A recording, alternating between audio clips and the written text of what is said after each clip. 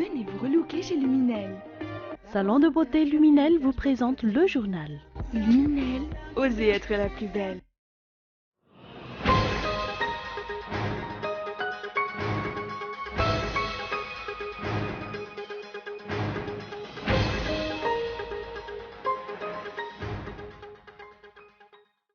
La population souffre depuis des mois, mais les dirigeants ne font rien pour solutionner ces problèmes. Ces derniers font semblant d'ignorer toutes les revendications syndicales qui fusent de partout et les revendications sociales qui s'amplifient. Les tenants du pouvoir prônent le développement local, mais la réalité est tout autre, déplore la plateforme Malagasy Vunjawan Fanorinen.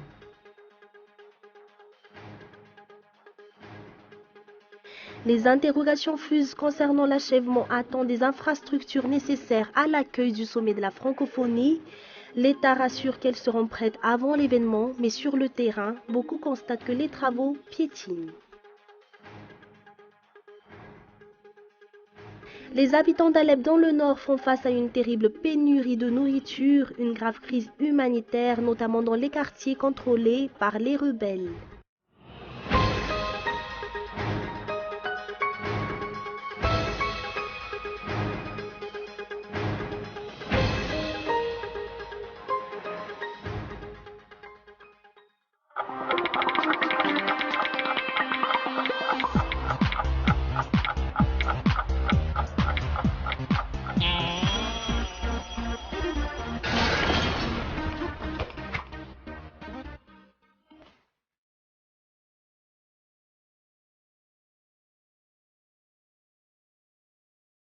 Venez vous relooker chez Luminel. Luminel, coiffure tendance, extension cheveux, coloration, lissage brésilien, maquillage, extension cils. Pédicure, manucure, onglerie. Luminel Béorilk vers escalier 4 foot. L'avant center, 4e étage, box 418. Luminel, osez être la plus belle.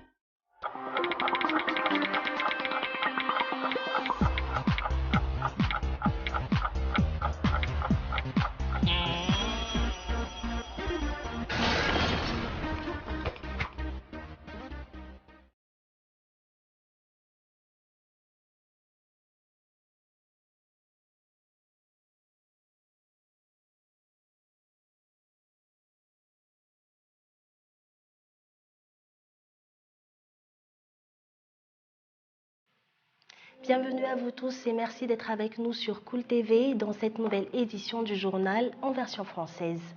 La vie des Malgaches en général a-t-elle évolué depuis la cessation au pouvoir du régime Razonarmapian? La réponse négative est criante et rien ne semble aller vers une amélioration des conditions de vie.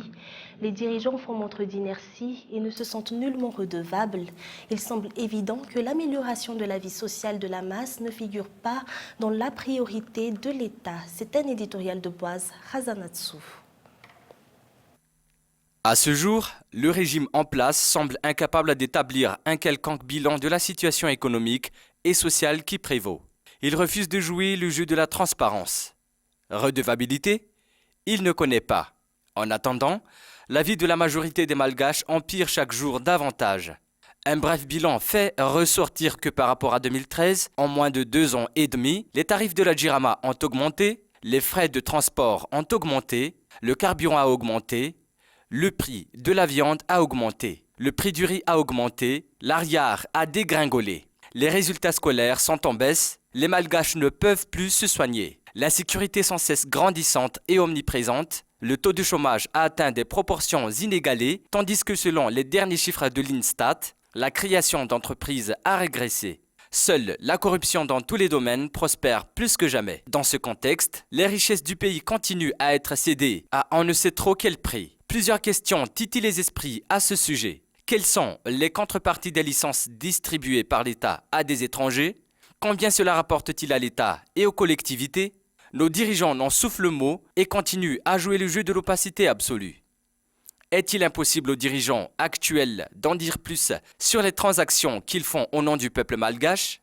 Quelle suite est-elle donnée aux différentes affaires qui ont défrayé la chronique, notamment celle des tortues saisies, du bois de rose à Singapour, du cristal volatilisé dans la cour d'un ministère? Pourquoi l'État tarde-t-il tant à faire parvenir aux communes les subventions devant permettre à leurs maires de mener des actions de développement alors qu'ils se préparent à accueillir un événement d'envergure comme le sommet de la francophonie? D'ailleurs, quel montant a réellement été alloué à ce sommet? Madagascar vit actuellement dans un état de non-droit. Si les dirigeants vont fi de toute forme de redevabilité envers la population, force est de constater qu'ils commencent à ériger le forcing en mode de gouvernance. L'exemple du forcing à Ndoutapenak, fait par le ministère chargé des projets présidentiels et de l'aménagement du territoire pour récupérer les camions mis en fourrière par la commune d'Antananarivo, en est une démonstration. Forcing également du côté de certains médias partisans du régime, où ces turiféraires, dans certains sens des repris de justice pour délit de droit commun, s'acharnent à vouloir faire passer auprès des téléspectateurs une pilule que ces derniers n'arrivent pas à avaler. Forcing encore au niveau de certaines communes. En effet, si les subventions promises tardent à parvenir dans certaines communes, d'autres font l'objet de menaces et de pressions pour qu'elles transfèrent les fonds sur le compte de tierces personnes. L'impunité gagne du terrain. Madagascar est loin d'être un état de droit. Si les dirigeants entendent remédier au problème, le premier pas est d'admettre cette réalité. La seule issue reste la démission du président de la République actuelle, afin que les Malgaches puissent choisir la personne qu'ils jugent digne et susceptible de sortir le pays de cette pauvreté dans laquelle il est enlisé. Connaître les problèmes afin de proposer les solutions adéquates, cela est important afin de solutionner les problèmes sociaux auxquels sont confrontés la majorité de la population actuellement, selon la plateforme Malagas Mivunjnawan Fanurinan. C'est pourquoi elle a décidé d'organiser ce jour des réunions avec les représentants des arrondissements. Lili Rabiata. Après les meetings organisés récemment par le mouvement Mitsanganar Malagas pour dénoncer tous les maux qui minent le pays depuis des mois, la plateforme Malagas Mivunjnawan Fanurinan, dont il fait partie, adopte une nouvelle approche. Des séries de rencontres avec des représentants des arrondissements de la capitale ont été menées pour connaître les problèmes auxquels les habitants sont confrontés au quotidien. Il en ressort que les problèmes politiques et économiques rencontrés par le pays en raison de la mauvaise gestion des dirigeants se répercutent lourdement sur la vie de la population. Aujourd'hui, nous avons établi une organisation commune et nous nous sommes penchés sur la mise en place des branches du MMF dans les Fouktan afin de sensibiliser tous ceux qui sont intéressés par la vision refondation de Madagascar depuis la base. La population souffre depuis des mois, mais les dirigeants ne font rien pour solutionner ces problèmes. Ces derniers font semblant d'ignorer toutes les revendications syndicales qui fusent de partout et les revendications sociales qui s'amplifient. Toutes les interpellations ont jusqu'ici été vaines. Les Malgaches qui souffrent et qui sont conscients que la situation n'est plus tolérable ont décidé de se regrouper et nous allons les soutenir pour qu'ils arrivent à dénoncer leurs conditions de vie et évoquer leurs souffrances. Les tenants du pouvoir prônent le développement local, mais la réalité est tout autre, déplore la plateforme Malagas Mivunjnawan Fanurinan. La vérité éclate enfin concernant le terrain à Ndoutapenak sur lequel sera érigée une des nouvelles gares routières. Ce terrain sera exploité pendant 50 ans par la société Total. Les détails. Les travaux de construction de la gare routière à Ndoutapenak ont commencé depuis quelques jours. Une gare routière qui abritera les transporteurs des axes nord et ouest du pays. Le terrain sur lequel va être érigée cette infrastructure a depuis longtemps fait l'objet d'un litige entre le groupe TICO et l'État. Aujourd'hui, la vérité éclate. Ce terrain a fait l'objet d'un bel amphithéotique au profit de la société Total Madagascar SA d'une durée de 50 ans pour une redevance annuelle de 42 083 ariary avec établissement d'un titre spécial sous le nom de Ndoutapenak Gare routière amphithéose, titre numéro 72 420-A. Si on fait le calcul, cette société versera seulement 2 104 150 ariary à l'État pendant ces 50 ans. Notons qu'aucun appel d'offres relatif à l'attribution de ce bel amphithéotique n'a été lancé. En outre, la superficie du terrain concerné par ce bel n'est pas définie. Par contre, le délai de construction des travaux dure 5 ans. Si la transparence était de mise, beaucoup de postulants auraient soumis des offres pour l'exploitation de ce terrain. Seulement les tenants du pouvoir démontrent une nouvelle fois encore qu'ils sont devenus maîtres dans l'art de la cachotterie. Et ils ne semblent pas retenir les leçons car à plusieurs reprises, ils ont été critiqués par les bailleurs de fonds comme le FMI concernant cette mauvaise pratique. En principe, la corde sera tirée par les deux bouts puisque l'obtention du permis de construire auprès de la commune urbaine de Tananarive ne sera pas facile pour la société bénéficiaire des travaux. Mais nul ne sait si un accord secret a été conclu par la commune urbaine de Tananarive et le ministère d'État chargé des projets présidentiels et de l'aménagement du territoire. Raison pour laquelle l'un ou l'autre des partis ne fait que jouer une pièce de théâtre. En effet, si le premier magistrat de la ville d'Émile a annoncé qu'elle va déposer plainte contre les agissements illégaux des responsables auprès du pouvoir central, aucun dossier n'a encore été déposé auprès du tribunal compétent. Ce différend foncier à Nduta Penac n'est pas un cas isolé. Il y a eu un précédent à Mbudvoun. Une société pétrolière a obtenu une parcelle de terrain contre l'aménagement de la gare routière, mais jusqu'à maintenant, il n'en est rien. Pourrait-on s'attendre à ce que le même scénario se reproduise à Nduta Penac? Les fonctionnaires commencent à ouvrir les yeux face à ce genre de dossier douteux. Certains d'entre eux distillent des informations si les responsables étatiques font tout pour verrouiller et filtrer les informations à diffuser auprès du large public. Affaire à suivre. Les interrogations fusent concernant l'achèvement à temps des infrastructures nécessaires à l'accueil du sommet de la francophonie. L'État rassure qu'elles seront prêtes avant l'événement, mais sur le terrain, beaucoup constatent que les travaux piétinent. Zou Rakutnijin. Les infrastructures nécessaires à l'accueil du sommet de la francophonie en novembre vont-elles être construites à temps? Cette question est sur toutes les lèvres depuis quelques semaines, mais les réponses fournies par le comité d'organisation ou les responsables étatiques demeurent les mêmes. Hier encore, le ministre des Affaires étrangères a chanté le même refrain. Nous nous sommes préparés pour ce sommet. Des pays ont envoyé des émissaires chez nous. Cela signifie que leurs présidents vont venir. Jusqu'ici, plus de la moitié des chefs d'État a déjà confirmé leur présence. Même le président du Vietnam, qui n'a plus assisté au sommet durant les 15 dernières années, a annoncé sa venue. Mais sur le terrain d'optimisme se dissipe. En ce qui concerne le projet de construction du village voire à Nduta Penac, les travaux piétinent. Beaucoup pensent que 2 mois ne suffiront pas à ériger les infrastructures sur ce site. Les mêmes interrogations persistent quant aux travaux de construction de routes. Concernant justement les préparatifs de ce sommet, la rencontre qui s'est tenue cette semaine entre la secrétaire générale de la francophonie, Michaël Jean, et la ministre canadienne du Développement international de la francophonie, Marie-Claude Bibeau, s'est penchée sur ce sujet. Même si nous sommes en période de haute saison, le nombre des touristes qui visitent le pays est encore en dessous des estimations des opérateurs. L'insécurité qui prévaut dans l'ensemble du pays et la suspension par Air Madagascar de ses vols vers l'Asie sont en partie à l'origine de cette situation. Une suspension qui est entrée en vigueur en janvier dernier et a été décidée par les dirigeants de la compagnie nationale aérienne, étant donné que les vols vers l'Asie ne sont pas rentables. En effet, Air Madagascar connaît un problème relatif au faible taux de remplissage.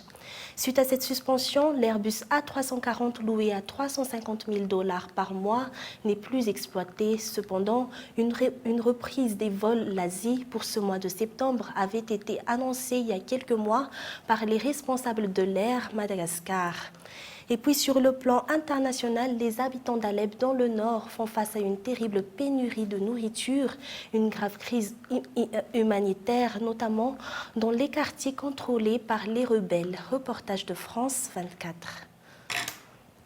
Des quartiers entiers complètement dévastés. Depuis plusieurs jours, ces zones contrôlées par les rebelles et soumises quotidiennement aux frappes aériennes sont désormais coupées du monde. Avec quelques 250 000 habitants de nouveau pris au piège, impossible pour eux désormais de se ravitailler. Dans ce marché, les étals sont vides depuis plusieurs jours. Avant, mon étal était rempli de pommes de terre, de tomates, de concombres. J'avais tous les produits possibles. Mais maintenant, il ne me reste que du pourpier. C'est une plante utilisée à la base pour nourrir les animaux. Nous sommes obligés d'en manger parce qu'il n'y a rien d'autre. Dans les derniers magasins encore ouverts, les prix ont grimpé en flèche. Une situation difficile pour les habitants qui peinent à trouver de la nourriture. Ce second siège est plus difficile que le premier. La dernière fois, on pouvait encore mettre la main sur certains produits, mais pas cette fois. Il n'y a rien, pas de légumes, pas de sucre, rien du tout. Et même si vous en trouvez, les prix sont exorbitants. En mettant la main jeudi dernier sur une route d'approvisionnement tenue par les rebelles au sud de la ville, les troupes de Bachar al-Assad ont totalement bloqué l'arrivée de nourriture dans les quartiers assiégés. Et le régime continue de resserrer l'étau sur Alep, deuxième ville de Syrie et principal front du conflit, avec la reprise un peu plus tôt cette semaine de certains quartiers clés au terme de violents combats. Près d'1,5 million de fidèles venus du monde entier entament ce jour le grand pèlerinage annuel musulman. La sécurité a été renforcée durant les 5 jours de rituel. Toujours avec France 24. Parmi ces moyens de sécurité inédits, un bracelet électronique étanche relié à un GPS qui permet de géolocaliser le pèlerin, un bracelet qui comporte notamment des informations personnelles, telles que la date d'entrée dans le pays, visa, passeport, adresse, mais aussi des informations médicales de chaque fidèle, maladies chroniques, allergies, bref, des données précieuses destinées à aider les autorités à mieux identifier les fidèles et à leur apporter le soin nécessaire en cas d'accident. Alors, outre ces fonctions, ce bracelet indique, et c'est un peu plus un gadget, il indique les heures de prière et un logiciel multilingue aide les fidèles non arabes à assister aux événements qui se déroulent lors du pèlerinage. Enfin, des milliers de caméras de surveillance supplémentaires ont été installées un peu partout sur et autour des lieux saints, là où justement les 2 millions de pèlerins déambulent ou effectuent leur rite. Alors, ce qu'il faut savoir, c'est qu'un an après la bousculade la plus meurtrière de l'histoire du Hadj, avec près de 2300 victimes, eh bien, les autorités saoudiennes prient pour qu'aucun accident ne survienne sur le plus important événement religieux au monde, sachant que demain, dimanche, le mont Arafat sera le point culminant de ce grand pèlerinage. Et en ce qui concerne les tensions politico-confessionnelles entre Riyad et Téhéran, eh bien, pour l'instant, cela ne perturbe pas le grand pèlerinage, le Hadj à la Mecque. Et pour clôturer ce journal, voici un bref rappel des principaux titres. La population souffre depuis des mois, mais les dirigeants ne font rien pour solutionner ces problèmes. Les tenants du pouvoir prônent le développement local, mais la réalité est tout autre, déplore la plateforme Malagas Mifundjen Wan Fanourenan. Les interrogations fusent concernant l'achèvement à temps des infrastructures nécessaires à l'accueil du sommet de la francophonie.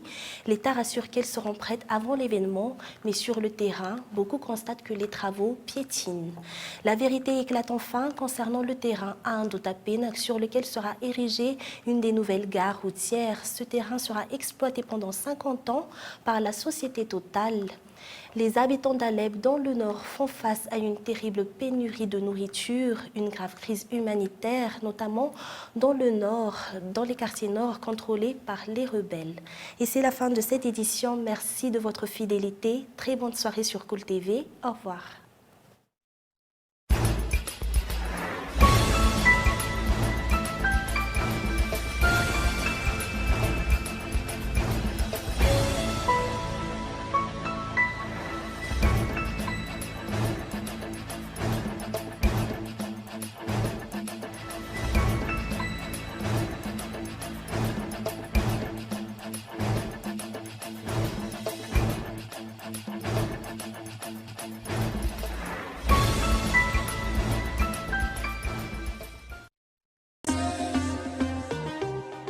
Venez vous relooker chez Luminel. Le journal vous a été présenté par Salon de beauté Luminel. Luminel, osez être la plus belle.